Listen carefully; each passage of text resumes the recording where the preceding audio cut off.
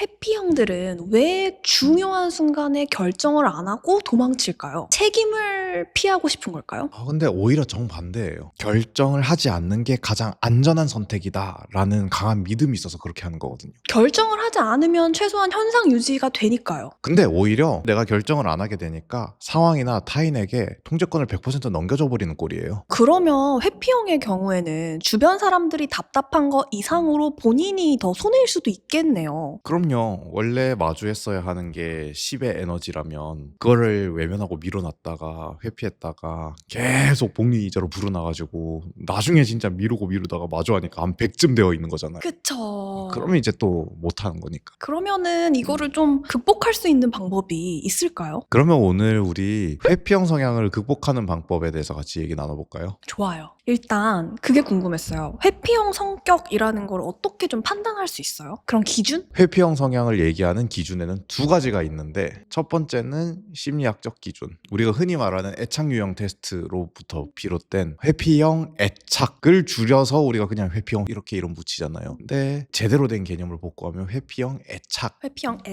애착이 뒤에 붙어 있구나 원래는. 그렇죠. 그러니까 사람과 인간관계를 가지고 친밀도를 쌓아나갈 때 어떤 방법을 쓰는가. 쉽게 말하면 친밀도와 심리적 거리에 따라서 유형을 좀 나누는 거예요. 회피형 애착의 경우는 갈등이 생기든 인간관계의 어떤 문제를 극복하기 위해서 쓰는 방법이 심리적 거리를 벌리는 쪽으로. 친밀해질수록 그렇죠.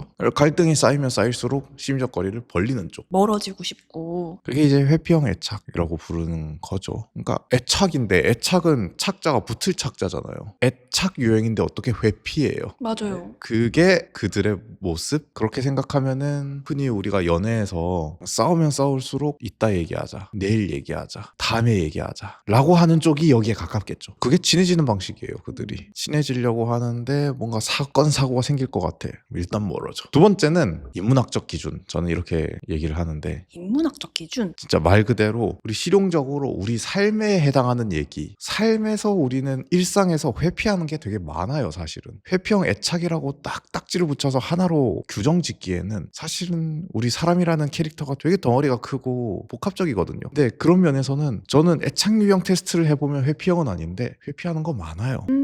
저도요. 그러면 헷갈리잖아요.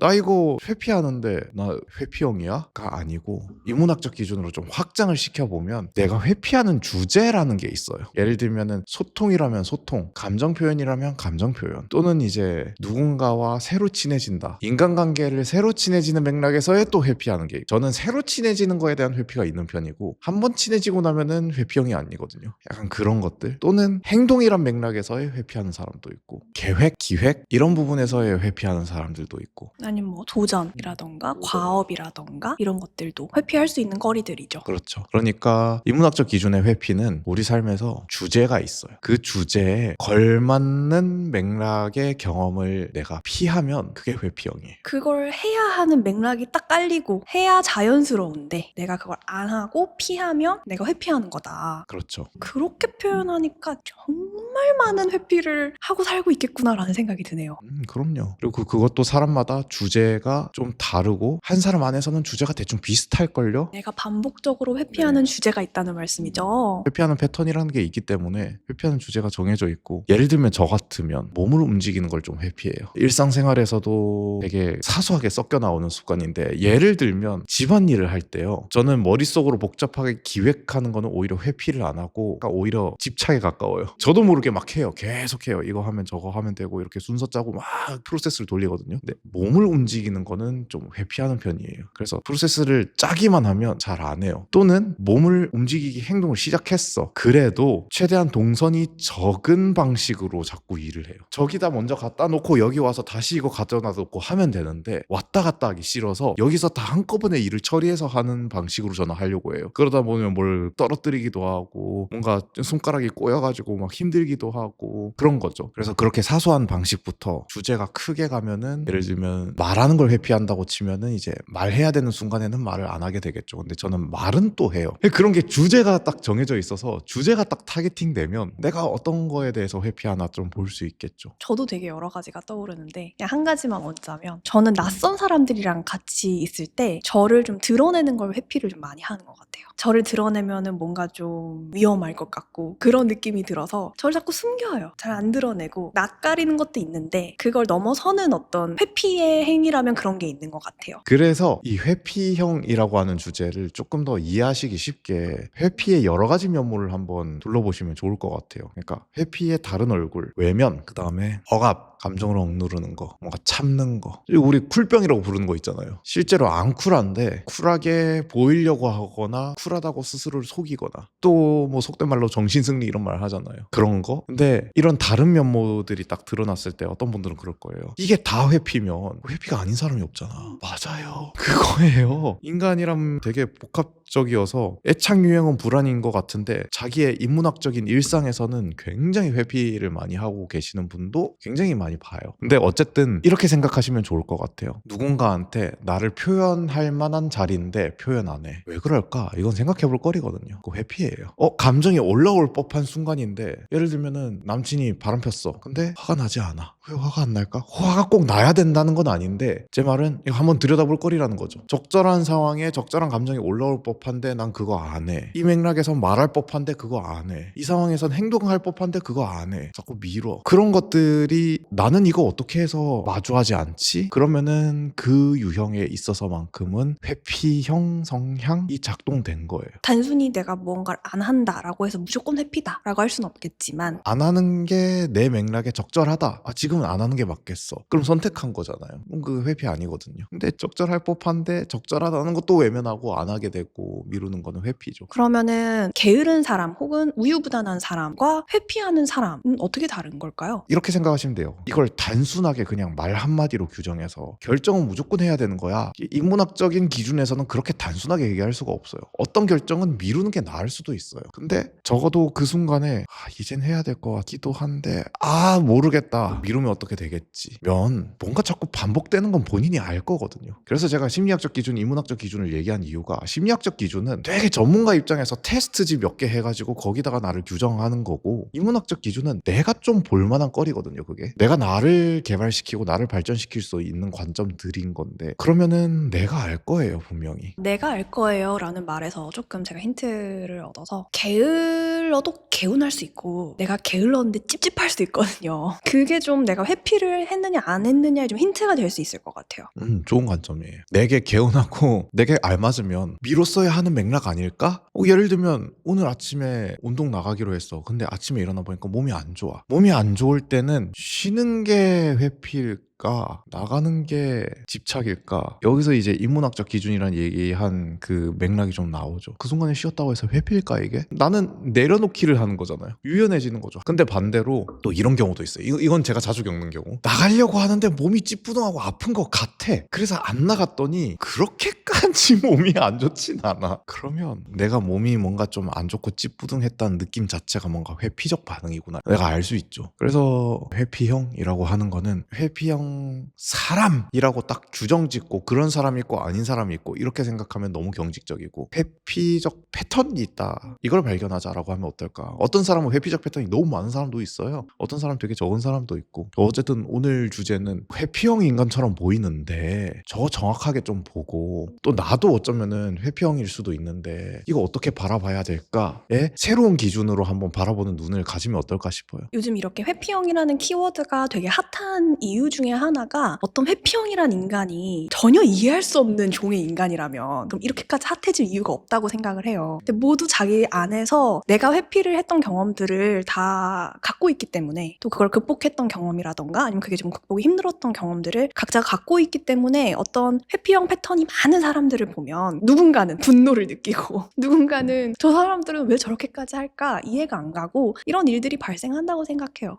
다 가지고 있는 거다. 그쵸? 그러면은 보면은 저는 이렇게 볼 수 있을 것 같아요. 우리한테 회피형의 기질이 그래도 조금씩은, 누구는 5%, 누구는 10%, 누군 굳이 5% 이렇게 다 가지고 있는 거라면 이거 어떻게 극복해 나가는 걸까? 저는 회피형의 패턴이 자꾸 생기는 이유가 성취하는 경험의 부재라고 생각하거든요. 우리가 흔히 말하는 회피형 애착으로 가보죠. 회피형 애착이 왜 생기냐? 애착 경험을 아주 심리적 거리가 가까운 친밀한 관계로 성취해본 경험이 없어서 그래요. 주로 주양육자와의 관계죠. 항상 가까워졌더니 문제가 생겼어. 내가 감당할 수 없는 문제가 생겼어. 멀어졌더니 조금 나아. 가까워졌더니 문제가 생겼어. 멀어졌더니 나아. 이게 반복되니까 회피형 애착이 되는 거거든요. 그럼 우리 안에 어떤 내면의 상태도 그래요. 내가 무언가 사람들 앞에서 친밀해지고 싶고 말을 꺼내고 싶은데 안 돼. 그러면 꺼내서 사람들과 성공적인 소통이 했던 경험이 없어서 그래요. 그래서 저는 회피형한테 정말 전달해드리고 싶은 거는 성취의 경험이거든요. 근데 이 성취의 경험이 되게 모순적이죠. 잘 못하는 상태인데 성취하려고 노력하면 실패할 확률이 압도적으로 높아요. 그럼 실패하고 나서 뭘 확인하냐? 역시 나는 안 된다를 학습해요. 그래서 회피형에서 정말 저는 꼭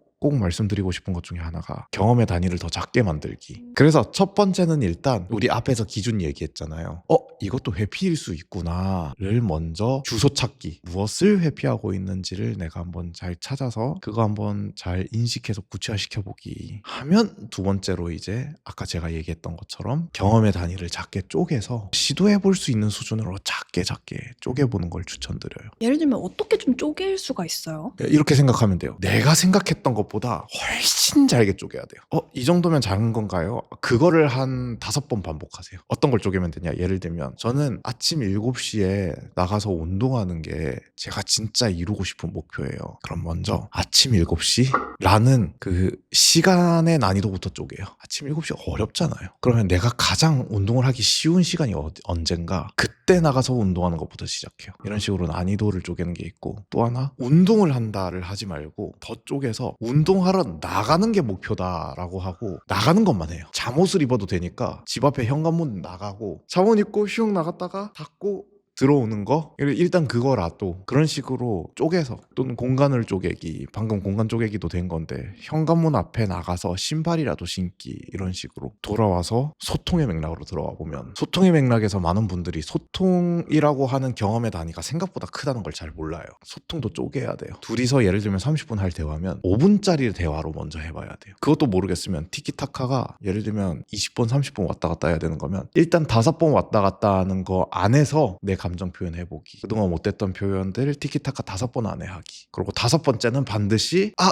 일단 이따가 또 한번 얘기하자라고 한번 경험을 마무리하는 경험으로 해야 돼요. 그래서 5번 됐네, 이걸로 하나 가져가는 거. 제가 아까 말씀드렸던 낯선 사람들 앞에서 자기 표현을 하는 거를 좀 회피한다고 했었잖아요. 그거를 좀 극복을 했던 방법이 생각이 나는데, 말씀하신 것처럼 저도 쪼갰거든요. 근데 자기 표현이라고 하는 것도 너무 커요. 그래서 이거를 조금 더 쪼개봤더니 유독 좀 낯선 사람들 앞에서 제가 부정적인 표현을 하는 게 더 힘든 거예요. 부정적인 정서 표현 같은 거. 그래서 그렇게 한번 쪼개고, 그리고 그 다음에 쪼갰던 거는 제가 정서 표현을 간단한 걸 하나를 해봐요. 그러고 나서 상대방의 반응이 전 두려웠던 거였거든요. 상대방의 반응을 한 1초만 기다려보는 거예요, 제가. 원래는 아예 그냥 그 1초도 기다리기가 싫었어요. 1초, 2초, 3초 가려면 너무 그 정막이 힘들었는데, 처음에 제가 그거는 조금 별로인 것 같아요 라고 말을 하고 1초 기다려보고 네, 뭐 괜찮아요. 그 뒤에는 원래 하던 대로. 그러면서 제가 스스로 1초 기다려도 별일 없구나. 그 다음엔 2초, 5초, 10초 이러면서 제가 조금씩 표현을 하는데 편해졌던 기억이 좀 떠올랐어요. 좋은데요? 이게 말이 쉽지라는 표현 쓰잖아요. 근데 역설적으로 말하면, 그러면 실제로 하는 건 안 쉬우니까 실제로 하는 건 쪼개야 돼요. 3초인 게 5초 가고 7초 가면 죽을 것 같아요. 진짜 죽을 것 같은 공포가 밀려오거든요. 거기서 이 꽉 깨물고 참아내고 나면은 이게 경험이 하나 쌓이거든요. 근데 여기서 전 세 번째를 꼭 같이 하라고 말씀드리고 싶은 게, 회피형의 성향을 가지신 분들이 회피형 패턴이 자꾸 생기는 이유 중에 하나가 저는 완벽주의라 생각하거든요. 너무 잘 해내고 싶어서, 뭐 책임감이든 또는 뭐 수행하는 어떤 능률적인 측면이든 사람과 간에 소통하고 있는 어떤 관계의 소중함이든지 간에 그걸 너무 소중히 여겨서 본인이 건드리지도 못하는 게 문제가 크다 생각해요. 그게 무슨 말이냐면 1초 참으라고 하면은 아마 여기서 회피 성향이 있으신 분들은 딱 이 느낌 날 거예요. 에게 그거 해서 뭐해? 그게 뭐야? 난 잘 해내고 싶은데. 저 그런 생각도 했어요. 어느 세월에 해? 그 조급증을 내려놔야 되거든요. 그 조급증 내려놓는데 좋은 방안 중에 하나가 자기가 했던 거를 했다고 기록하고 말하고 언어화시키는 걸 자꾸 해보는 거를 추천드려요. 그러니까 오늘 예를 들면 1조 참았어. 뭐 했나 보지 하고 넘어가지 말고 쉬는 시간이든 아니면 자기 전이든 기록을 해요. 오늘 이거 클리어. 그렇게 해서 내 경험이 하나 마무리가 됐다는 나의 성취에 대해서 좀 인정해줘야 돼요. 스스로의 성취를 인정하지 않는 문화가 저로서는 너무 안타까운데, 그런 식으로 나 자신의 성취를 진짜 시각화시켜서 바라볼 수 있는 거, 또는 내가 말로 해보는 거, 온몸으로 좀 이 성취를 한번 느껴보는 거, 주변 사람들한테 자랑해도 되고요. 근데 주변 사람들한테 1초 참았다를 자랑한다고 해서 그게 뭔지를 아는 사람이면 공감을 하겠는데, 모르는 사람이면 또 내 입장이 또 애매해질 수도 있으니까, 그래서 또 좋은 방법이 닥터이티 채널에 와가지고 댓글에다가 자랑하시면 좋은 도구가 되죠. 닥터이티 채널에 와서 이 영상 댓글에다 남겨주시면은 다들 맥락을 알잖아요. 많이들 같이 칭찬하면서 긍정적인 그 경험이 계속 쌓였으면 좋겠어요. 이렇게 우리가 좀 내가 어떤 주제에 대해서 회피를 하고 있다라는 걸 인지를 하고 극복해보는 방법까지 얘기를 해봤다면, 내 주변에 회피적인 기질 혹은 회피적인 패턴을 보이는 사람을 내가 좀 도와주고 싶다 했을 때 어떤 방법들이 좀 있을까요? 저는 아무래도 이 영상을 보시는 분 중에 꽤 많은 분이 도와주고 싶거나 속 터지거나 둘 다거나, 회피형인 사람을 도와주고 그들에게 긍정적인 영향력 또는 같이 잘 지낼 수 있는 방법 정도로 생각을 해본다면, 일단 옆에 있는 사람으로서 제일 힘든 것 중에 하나가 이들과 소통해내는 거거든요. 소통이 안 되면 사실 아무것도 도와줄 수가 없어요. 신뢰관계가 깨지기 때문에 소통이 그만큼 중요한 건데, 소통의 맥락부터 같이 도와주는 게 필요하다를 먼저 접근을 가지고, 그럼 소통을 어떻게 도와주냐? 소통의 자극을 줄여요. 이것도 아까 쪼개는 거랑 비슷한 맥락이네요. 쪼개는 거랑 비슷해요. 긍정적인 소통은 굳이 막 억지로 애쓸 필요는 없잖아요. 잘 되고 있는 거니까. 잘 안 될 때를 상정하는 거예요. 내가 느낌이 와요. 이거 대화하면 도망가겠구나. 그러면 일단 적은 자극을 줘요. 소통 맥락에서의 자극은 어떤 걸 말하는 거예요? 시각적, 청각적 자극, 표정, 제스처, 말 빠르기, 그 다음에 언성의 높낮이, 목소리 크기, 이런 것들. 그래서 떠오르는 건데, 상담에 오신 분 중에 회피형 남자친구에 대해서 되게 힘들어 하시는 여자분들이 꽤 있었단 말이에요. 그분들이 100% 그런 건 아닌데, 그분들을 떠올려 보면은 되게 소통이 자극적이에요. 그게 잘못된 건 아니에요. 일상생활을 하는 사람들한테는 그게 되게 좀 강렬하신 편이네요, 이 정도로 그냥 같이 소통할 수 있는데, 그들한테는 너무 자극적이란 말이죠. 예를 들면 얘기하는데 조금만 화가 나도 너 그거 무슨 말이야? 표정이 이런 식으로 그냥 하이에나처럼 확 변해요. 말하는 말투도 그래요. 너 다시 말해봐. 그러니까 이왕이면 좀 표정도 너무 자극적으로 하기보다 조금 덜 하거나, 억지로 웃으란 얘기는 아니에요. 덜 표현되게, 덜 자극적이게, 간을 좀 빼고 삼삼하게. 물론 잘 안 됩니다.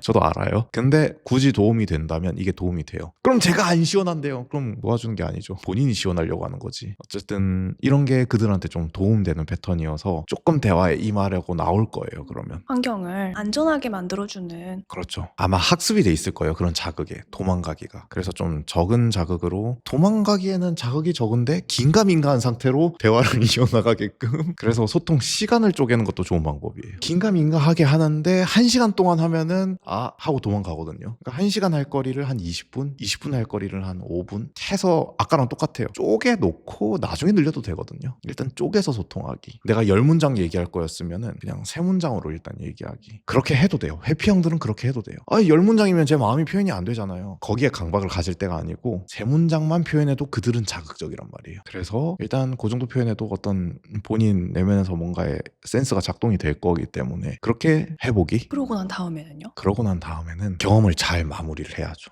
자, 가. 됐어. 했으니까 가. 내가 얘기했잖아. 생각해봐. 이렇게 하면 안 되고, 짧은 소통에 대해서 이 정도 소통도 괜찮아 라는 걸 인지시켜 줄 수 있게끔 좀 칭찬과 인정을 좀 해주면, 이 정도 표현해줘서 고마워, 이것도 좀 삼삼하게 담백하게 경험 마무리를 한번 긍정적으로 시켜주기. 사실 칭찬만한 게 없어요. 특히 회피형들은 너무 잘하고 싶은 마음이 있는데 잘 안 돼서 미치는 사람들이기 때문에 잘했어, 고마워 라고 해주면 어떨까 싶어요. 제일 심플하게. 그 다음에는요? 그 다음에는 내가 옆에서 도와주는 사람 입장에서 너무 소통이 안 된 상태로 끝났어요. 나는 마무리가 안 된 것 같아. 더 할 필요가 있는 것 같아. 그러면 차라리 어떻게 하냐면, 짧게 요 정도 감각에서 끊고 다음 소통을 차라리 같이 합의하고 그 시간까지 기다려주는 게 좀 필요하다고 생각하거든요. 언제 우리 다시 얘기하자라는 거를 둘이 이 자리에서 합의를 하고 그리고 그날이 올 때까지는 기다리기. 네.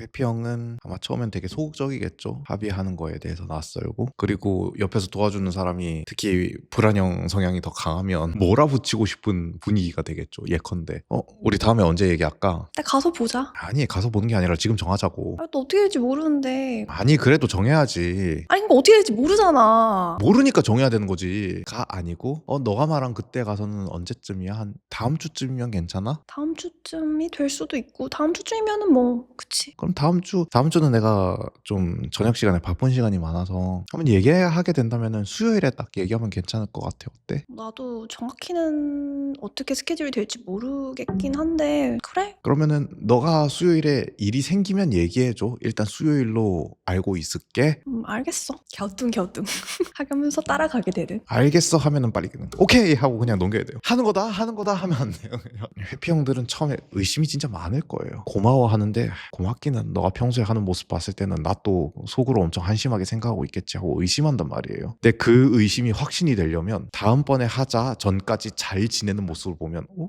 진짜 잘 한 건가? 그러고 진짜 그 시간 되니까 딱 대화를 시작해. 이것도 미루면 안 돼요. 그 시간 딱 되면 그 대화를 딱 하는 거. 이렇게 본인에게 명확하게 소통이라고 하는 거는 뭔가 누군가의 기분에 따라서 막무가내로 왔다 갔다 하는 게 아니라 합의가 되면, 적어도 이 사람과는 합의가 되면 그 소통을 하면 괜찮아지는 거네를 학습하는 거거든요. 그러니까 이게 안전한 경험이라고 하는 게 일관적으로 경험이 되면 이들은 안전감을 느끼고 조금씩 나올 거예요. 근데 이게 소통의 맥락에서 얘기를 하는 건데, 만약에 소통의 맥락을 넘어서서 무언가를 좀 같이 행동에 옮기는 건 어때요? 라고 한다면 방금처럼 소통을 이렇게 해놓고 행동도 이 패턴이랑 똑같이 하면 돼요. 같이 하는 행동도 너무 자극적이지 않게 조금씩 쪼개서 같이 하기. 너가 해 하지 말고 같이 하기까지 넣으면 이제 주제가 다 커버가 되지 않을까 싶어요. 진짜 도와주는 마음이 있어야 가능할 것 같아요. 그럼요. 사실 누군가와 내가 잘 지낸다고 하는 거는 그 사람한테 도움이 돼야 되거든요. 나한테 도움 되는데 너 나랑 잘 지내는, 사실 그 앞뒤 말이 안 맞는 거예요. 저희가 오늘부터 정서적 대화를 넘어서 멘탈 헬스장이라는 새로운 콘텐츠를 시작했잖아요. 그래서 이 영상을 보는 우리 구독자분들이 이어서 볼 만한 영상이 있다면 뭐가 있을까요? 나의 정신적 성장에